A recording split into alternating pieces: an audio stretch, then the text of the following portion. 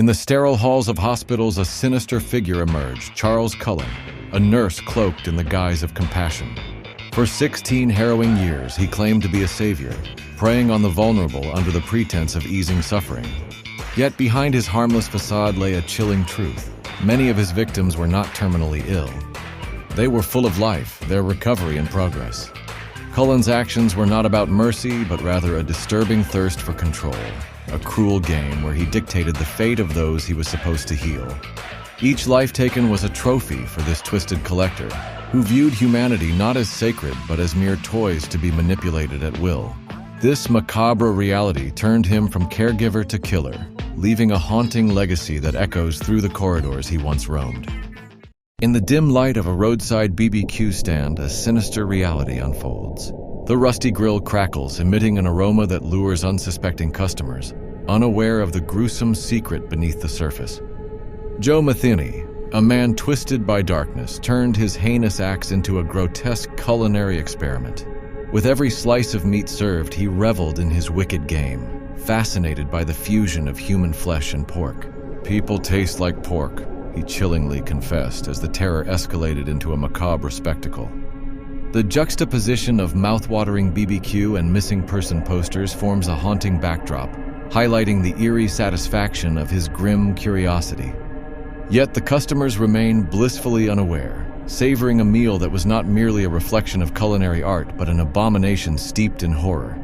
Richard Trenton Chase spiraled into a dark abyss of paranoia, convinced that his blood was disintegrating into dust. This delusion fueled a horrific quest for survival, leading him to commit unspeakable acts. In a warped reality, he believed the only remedy for his fictional ailment was the consumption of blood, no matter the cost. Chase transformed into a predator, targeting both human and animal victims, leaving a chilling trail of violence in his wake.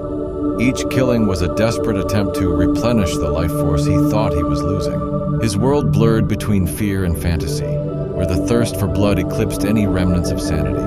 With each act of mutilation, he sank deeper into his delusions, embodying the nightmare he created. Beverly Allett, once seen as a dedicated nurse, turned into a chilling embodiment of betrayal. Her hands, meant for healing, became instruments of death as she injected innocent children with perilous doses of insulin and air. The sterile walls of the hospital transformed into a stage for her horrifying charade, where she orchestrated medical emergencies solely to reposition herself as the unlikely hero. Each child she targeted fell victim to her monstrous whims as she reveled in the false admiration that came from her famed compassion. Allett's actions unveiled a grotesque mindset rooted in Munchausen by proxy, where her quest for validation led to devastating repercussions. The lifeless beeping of monitors became the haunting soundtrack to her tragic legacy, leaving families shattered and lives irreparably changed. In her pursuit of notoriety, Beverly Allett not only harmed her victims but also twisted the very essence of care, leaving an indelible mark on the hospital's history.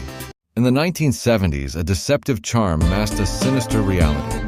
Rodney Alcala, a skilled photographer, captivated audiences on a dating show, all while orchestrating a terrifying series of murders. Women were drawn in, lured by promises of glamorous modeling opportunities, unaware of the lurking danger.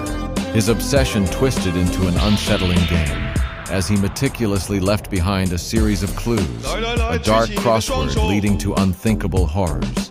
Each Polaroid captured not just a face, but a life cut short, and each message concealed his malevolence. Alcala reveled in the puzzle he created, a chilling reflection of his tormented psyche.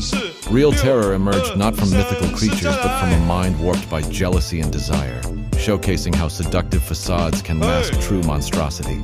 The chilling saga of Alcala lingers, inviting us to ponder who the real monsters are.